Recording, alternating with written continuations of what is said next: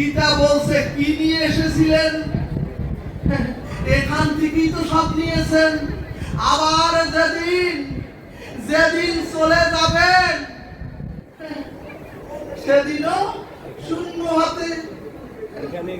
এ কাল কবলিত সংসারে যেদিন এসেছিলাম শুধু একটু কান্না নিয়ে শূন্য হাতে এসেছিলাম।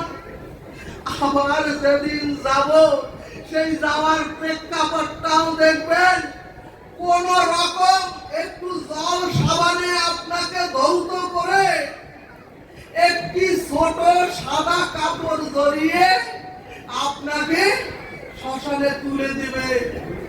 আর দেখবেন সর্বপ্রথমেই ওই লেলিহান আগুনে আপনার গায়ের ওই সাদা বস্ত্রটুকু প্রথমেই পুড়ে যাবে, অর্থাৎ শূন্য হাতে বিদায়।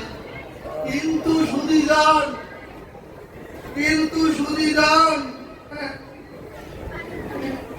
এই যে কর্মময় জীবন,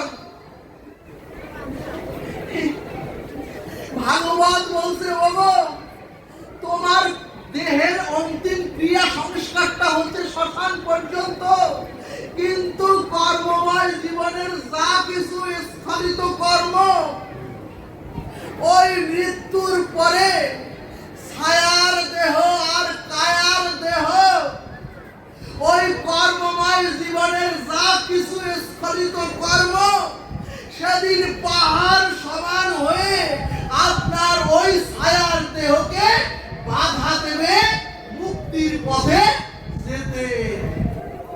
কি করবেন সেদিন? পারবেন ওই পাহাড় সমান পাপের স্তূপকে ঠেলে মুক্তির পথে যেতে? কারণ কেউ তো নাই, দেহের বল শক্তিও তো নাই, কারণ দেহ তো থাকবে না, এই আত্মীয় স্বজনও তো থাকবে না, কেউ তো নাই। কলসিটা ভেঙেই বলবে আর ওদিকে তাকিও না। কিন্তু ভক্তগণ ভাগবত বলে দিলেন ওরে যে যায় আজকে এখানে একজন গেলেন হরিনাম করে সবাই গেলাম আর ওখানে একা রেখে এলাম। কিন্তু যে গেছেন উনি জানিয়ে গেছেন, কি জানিয়ে গেছেন? যে যায় সে জানিয়ে যায় ওরে আজ আমি চলে গেলাম, এরপর তোর পালা।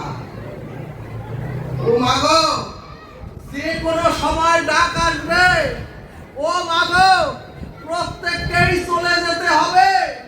ভাগবত বললেন এই মনুষ্য যন্ত্রটাই হচ্ছে একটা বিশ্রামাগার। ওগো এই মনুষ্য জন্মটাই হচ্ছে একটা ওয়েটিং রুম।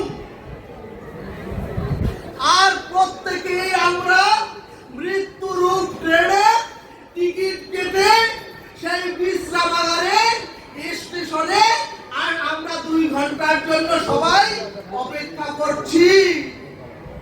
আর ওয়েটিং রুমে বসে কথা বলতে বলতে ওয়েটিং রুমের সকলের সাথে কুটুম্বিতা হয়েছে।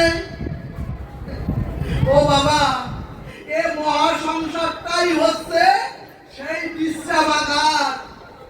ও মাগো এ সংসারে যখন একটি শিশু জন্ম নেয়, এ সংসারে যখন আমরাও শিশু হয়ে এসেছিলাম, আর যখন শিশু হয়ে এসেছিলাম তখন তো কাউকে চিনি না, এ জগৎ সংসারের তো কাউকে চিনি না। কিন্তু তারপরে প্রথমে মাকে চিনলাম, তারপরে বাবাকে চিনলাম, তারপরে আত্মীয় স্বজন বন্ধু বান্ধব চিনলাম, তারপরে ওই শিশুর মধুর কতই না আনন্দ, তারপরে যৌবন, তারপরে কৈশোর যৌবন, আজকে এই মৃত্যু পথের যাত্রী। কত কুটুম কুটুম্বিতা হলো। আর দেখতে দেখতে বিশ্রামাগারে 2 ঘন্টা পার হয়ে গেল, অর্থাৎ জীবন শেষ। কোথা থেকে যে এই সবাই কিভাবে চলে গেল টেরও পেলাম না। কিন্তু ট্রেন হুইসেল দিয়ে জানিয়ে দিল 5 মিনিটের মধ্যে ট্রেন চলে আসবে স্টেশনে। আর মৃত্যুরূপ ট্রেন স্টেশনে এলেই টিকিট অনুযায়ী যার যার কামরায় গিয়ে আমাদের বসতে হবে।